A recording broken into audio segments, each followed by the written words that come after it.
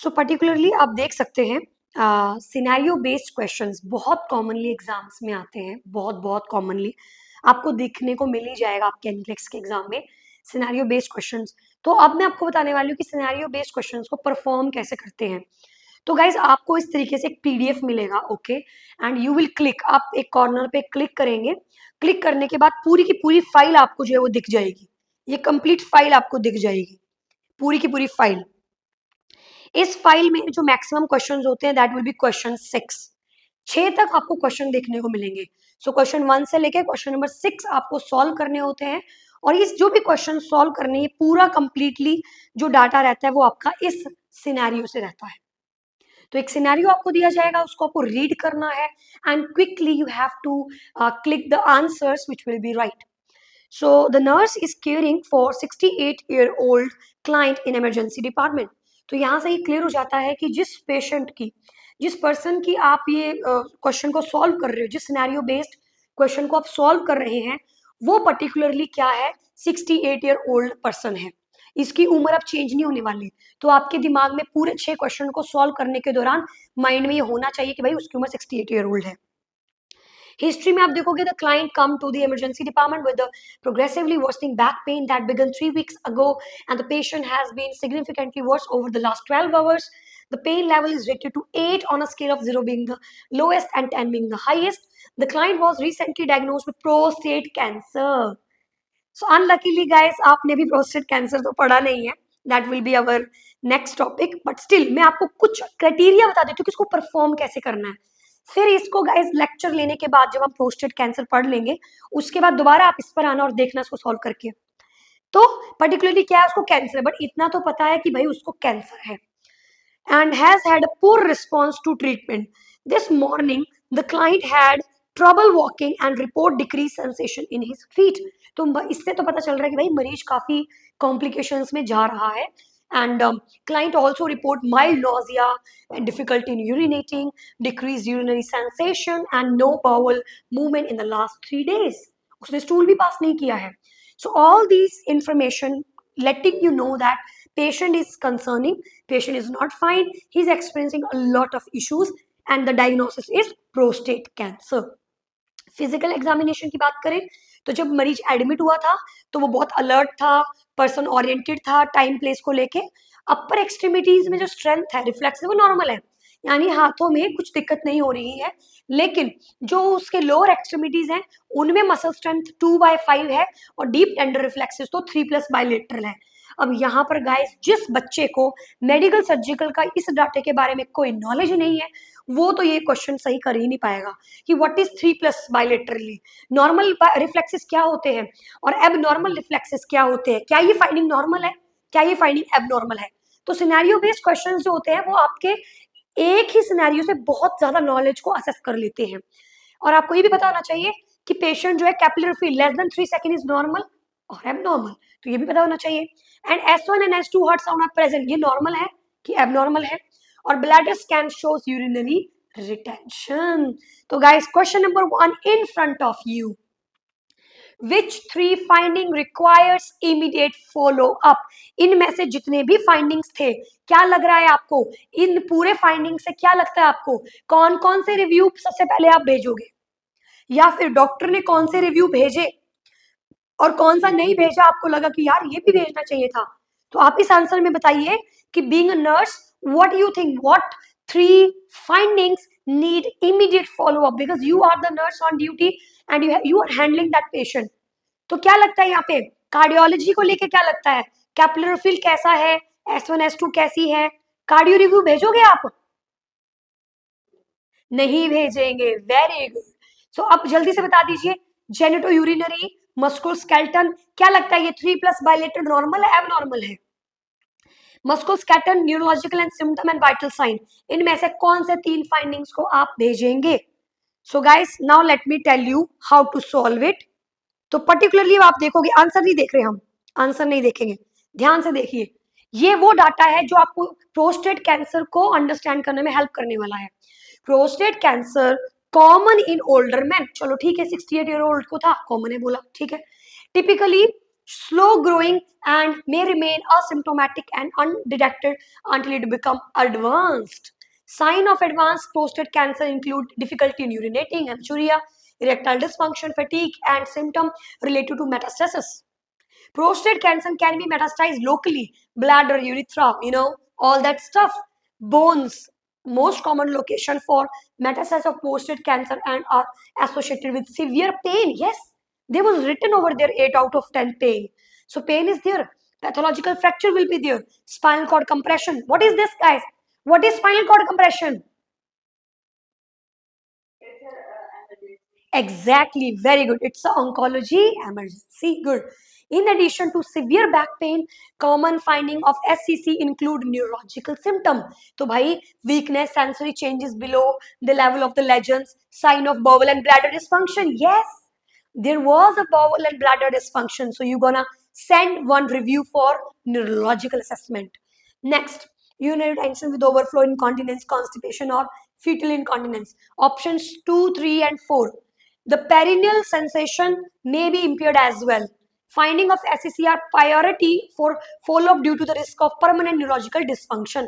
लेकिन option number 1 and option number 5, elevation in the client blood pressure, the heart rate, this are the present, but not the severe and are likely a response to pain.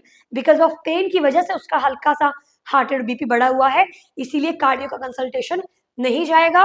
The cardiovascular assessment is normal. भाई ये बिल्कुल normal है. इसीलिए guys answer will be option number 2, 3 and 4. Is it clear everyone? Is it clear? Perfect. Now let's see the another type of the question. ये वाला guys इसको बोलते हैं drag. मतलब कि for each finding below, client to specify if the finding is consistent with the disease process. Yes. Ma'am जो previous question था ma'am उसमें 2/5 3 प्लस वाला था के बारे में आएगा आएगा आएगा. It will come. It is basically the reflexes, deep tendon and lower extremity 2/10. मतलब कमजोर हो गए हैं. डीप टेंडन रिफ्लेक्सेस बायलेटरली कमजोर हो गए हैं एंड ऑल्सो लोअर एक्सट्रीमिटी भी कमजोर हो गई है. 5 आउट ऑफ ओनली 2 ही स्कोर है. Okay dear. So it is reducing, decreasing, power is decreasing. Now guys, let's see. Yeah, the next question. For each finding below, click to specify if the finding is consistent with the disease process of spinal cord compression and syndrome of inappropriate. See guys, just देख लो, आप खुद देख लो. Question में उन्होंने बेशक नाम prostate cancer का लिया था, लेकिन सारे क्वेश्चन किसके ऊपर बेस्ड हैं? Oncology emergencies. Yes. So Siddha, SIADH is again oncology emergency and your spinal cord compression again your oncology emergency. Each finding may support more than one disease process. तो आपको मुझे बताना है कि बैक पेन, अगर किसी को बैक पेन है तो ये इनमें से किस में ज्यादा होगा? स्पाइनल कॉर्ड में होगा या सिंड्रोम ऑफ इनएप्रोप्रिएट एंटीडायरेटिक में होगा? कंफ्यूजन किस में होगा? स्पाइनल कॉर्ड में होगा या फिर SIADH में होगा? कॉन्स्टिपेशन किस में होगा एंड यूरिनरी रिटेंशन किस में होगा? नमनेस इन लोअर एक्सट्रीमिटी किस में होगा? सो टेल मी फास्ट, क्या लगता है आपको? Back pain, spinal cord. चलो ठीक है, back pain, spinal cord. Confusion, SIADH. चलो, constipation, urinary retention and numbness of lower extremities. So guys, back pain will be in the spinal cord compression. But इससे पहले हम लोग इसका थोड़ा explanation देखते हैं, तभी आपको ध्यान में आएगा. Oncology emergencies can occur with the result of cancer. इसको हम already पढ़ भी चुके हैं. And adverse effect of the cancer treatment. Example include sepsis, neutropenia. अब guys, जो ऐसे पॉइंट्स हैं जिनको आपने पढ़ा है बट फिर भी कुछ एक्स्ट्रा दिख रहे हैं, उनको अंडरलाइन करना होता है और साथ में उनको क्या करना होता है? अपने नोट्स में ऐड करना होता है. So example include sepsis from neutropenia and electrolyte imbalance, जो कि हम ऑलरेडी पढ़ चुके हैं. ट्यूमर लाइसिस सिंड्रोम में भी हम पढ़ चुके हैं. और देखो अलग से लिखा है हाइपरकैल्सीमिया.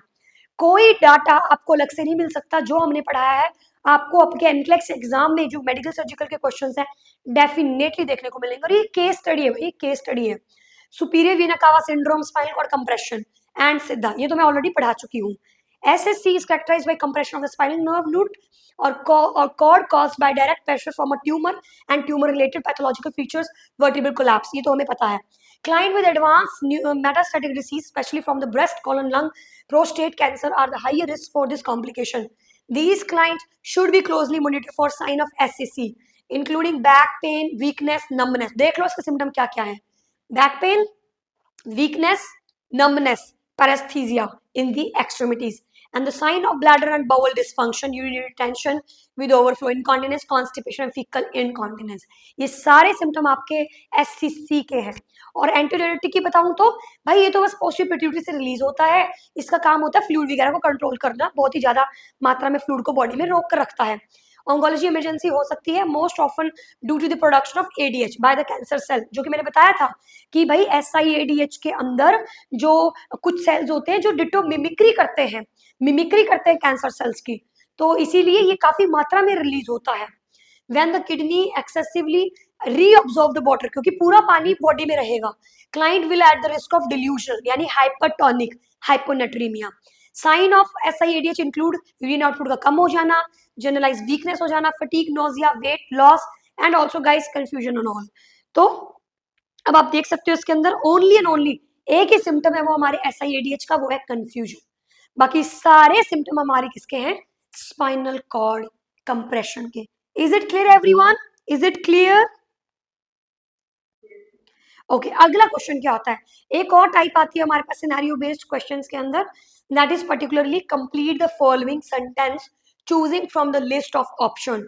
ये जो टाइप होती है गाइज, ये टाइप पर्टिकुलरली ये रिप्रेजेंट करती है, आप यहाँ पे क्लिक करोगे, यहाँ पे आप क्लिक करोगे, आपको दो ऑप्शन आ जाएंगे ऊपर और नीचे।